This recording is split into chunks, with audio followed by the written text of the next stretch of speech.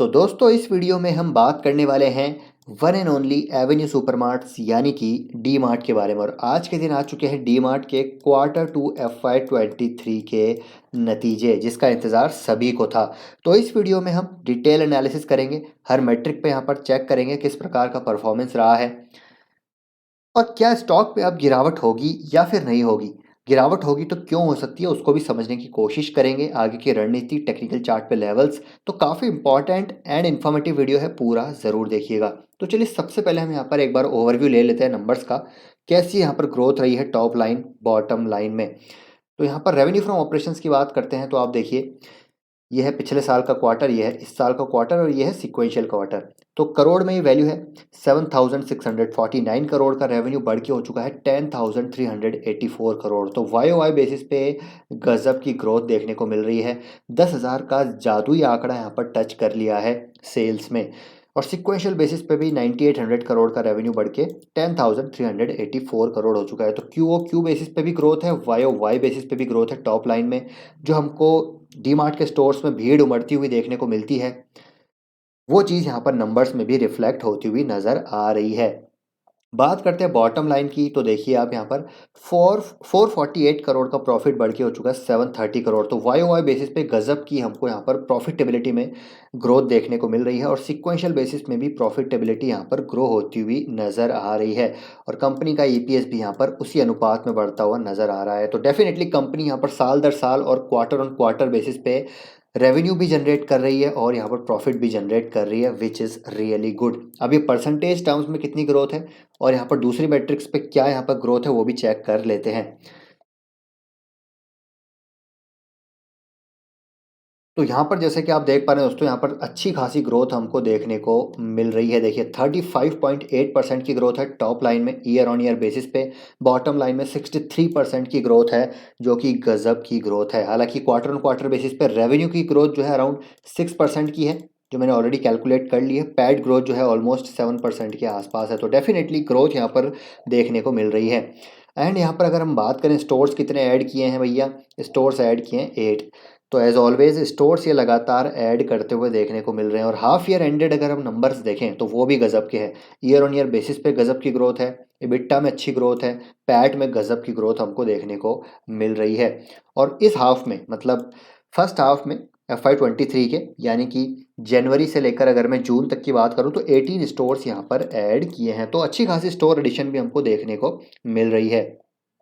अब यहाँ पर एक बार हम सेगमेंट मिक्स भी देख लेते हैं थोड़ा, कि कंपनी किस किस सेगमेंट से कितना यहाँ पर रेवेन्यू जनरेट कर रही है। तो इसका जो मोस्ट ऑफ द रेवेन्यू आता है वो फूड सेगमेंट से आता है, जहाँ पर देखिए 55% का रेवेन्यू जनरेट कर रहे हैं। और नॉन फूड एफएमसीजी में करीब 20% का रेवेन्यू जनरेट कर रहे हैं। नॉन फूड एफएमसीजी मतलब जो हेयर एंड केयर एंड जो शैम्पू, तेल, कंघी वगैरह होती है वो इसमें आती है, और जो स्टेपल्स, डेयरी प्रोडक्ट, बेवरेजेस वगैरह है वो इसमें आते हैं। तो यहाँ पर ज़्यादातर लोग जो खरीदारी करते हैं वो डेली जो असेंशियल्स होते हैं वो खरीदारी करते हैं, तो उसका 55% रेवेन्यू आता है डी मार्ट का। तो यहाँ पर नॉन फूड एफएमसीजी में भी अच्छी ग्रोथ की संभावनाएं हैं भविष्य में। मैनेजमेंट ने पहले भी कहा है और अभी भी कहा है कि नॉन फूड एफएमसीजी में डेफिनेटली जो मार्जिन्स है वो बेहतर हैं और भविष्य में हम यहाँ पर ग्रोथ अच्छी ला सकते हैं। जैसे जैसे हमारे स्टोर और ऐड होंगे, हमारी एक ब्रांड और जनरेट होगी, तो नॉन फूड एफएमसीजी में भी अच्छी ग्रोथ आएगी। तो यहाँ पर और हमारे को बैलेंस शीट में उसका फ़ायदा मिलता हुआ देखने को मिलेगा।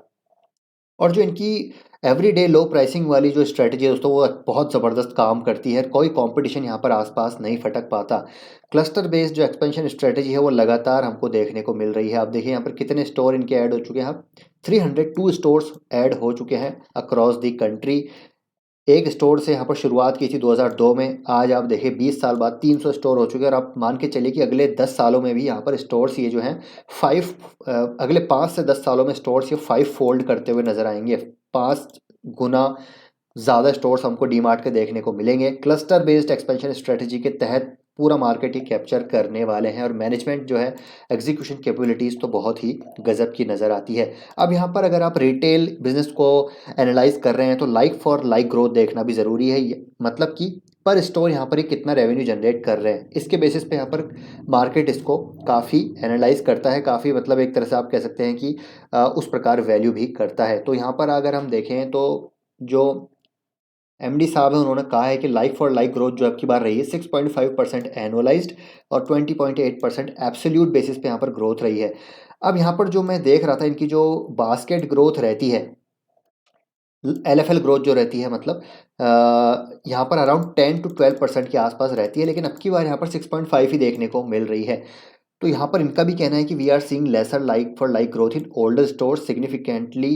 एक मिनट, यहाँ पर मैं थोड़ा सा इसको, like for like growth in older stores while significantly higher turnover per square feet than the company average, and we have opened new DMart stores close to it.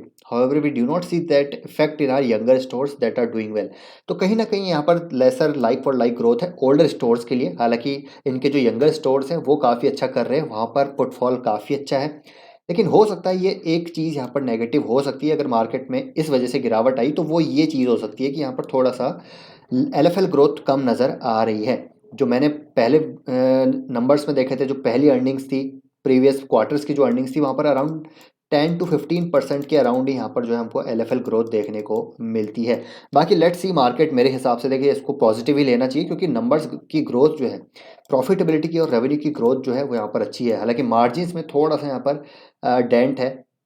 अगर मैं आपको बताऊँ तो मार्जिन्स आप देखिए कि अब की बार जो मार्जिन्स हैं वो कितने रहे हैं, 8.6% के रहे हैं as compare to 8.8% in Q2 FY22। तो यहाँ पर कुछ बेसिस पॉइंट्स मार्जिन डिक्लाइन हुए हैं, और जून में करीब 10% के यहाँ पर जो है मार्जिन कंपनी ने पोस्ट किए थे, उसके हिसाब से भी यहाँ पर 2% 2.5% के आसपास मार्जिन डाउन है। तो मार्जिन्स और एलएफएल ग्रोथ की वजह से हो सकता है यहाँ पर गिरावट हो जाए। हालांकि जो मार्जिन्स हैं 8.6% डीमार्ट जैसे बिजनेस के लिए, एक रिटेल बिजनेस के लिए काफ़ी अच्छे हैं। 8.6% के मार्जिन बिलीव मी काफ़ी अच्छे हैं, लेकिन अगर कंपैरिजन में देखा जाए तो थोड़े से कम आए। तो ये दो वजह से हो सकता है स्टॉक में हमको गिरावट देखने को मिल जाए, अदरवाइज नंबर्स काफ़ी बढ़िया हैं। एज ऑलवेज स्टोर ग्रोथ अच्छी है कंपनी के, जो टॉप लाइन बॉटम लाइन में जो ग्रोथ है वो काफ़ी रोबस्ट है। तो डेफिनेटली दोस्तों देखिए, अगर यहाँ पर गिरावट होती है किसी भी रीज़न से, मतलब जैसे जो मैंने रीज़न बताए, इन दो रीज़न से अगर किसी से में भी गिरावट होती है तो यहाँ पर मौका होगा। तो एक बढ़िया सपोर्ट है इसका करीब 4235 के लेवल्स पे यहाँ पर आता है, तो आप और ऐड कर सकते हैं। अगर वहाँ से और गिरता है तो फिर ये आपको 4000 से 4100 के लेवल्स पे भी आता हुआ देखने को मिल सकता है, तो इन लेवल्स पे भी ऐड कर सकते हैं। अगर और इससे भी नीचे आता है, ब्रॉडर मार्केट में ही गिरावट रहती है, करेक्शन रहती है, प्रेशर रहेगा, तो इसमें भी रह सकता है। तो ये और गिरता है तो इसको और ऐड कीजिए। तो ये कहानी ही लंबी कहानी है, ये 1-2 साल की कहानी नहीं है, ये कहानी है 10-15 साल की कहानी।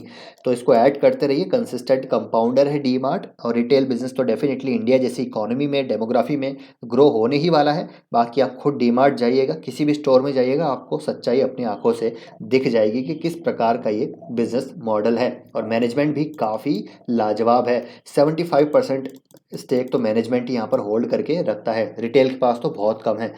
तो गजब की कंपनी है, जितनी गिरावट होगी उतना बाय कीजिए। अगर यहाँ से भागता है तो अच्छी बात है, जो निचले के लेवल्स पर बने हो उनके लिए तो और फ़ायदा है। और यहाँ पर जो लॉन्ग टर्म के लिए है, आया है, उसके लिए तो कोई मैटर नहीं करता, गिरावट अच्छा ही है, गिरता है तो और बाय करेंगे, भागता है तब भी बाय कर सकते हैं, क्योंकि अभी भी 27% की करेक्शन पे है। और अगर जब तक ये करेक्शन पे है तब तक मेरे ख्याल से बेहतर ही है, क्योंकि ये अपने ऑल टाइम हाई पे बहुत जल्द आपको जाता हुआ देखने को मिल सकता है। तो आई होप दोस्तों ये वीडियो आपको इन्फॉर्मेटिव लगा होगा। वीडियो पसंद आए तो वीडियो को लाइक कीजिए, शेयर कीजिए, चैनल को सब्सक्राइब कर लीजिए। कोई क्वेश्चन डाउट है ज़रूर पूछ सकते हैं कमेंट बॉक्स में। मिलते हैं नेक्स्ट वीडियो में, till then take care, bye bye.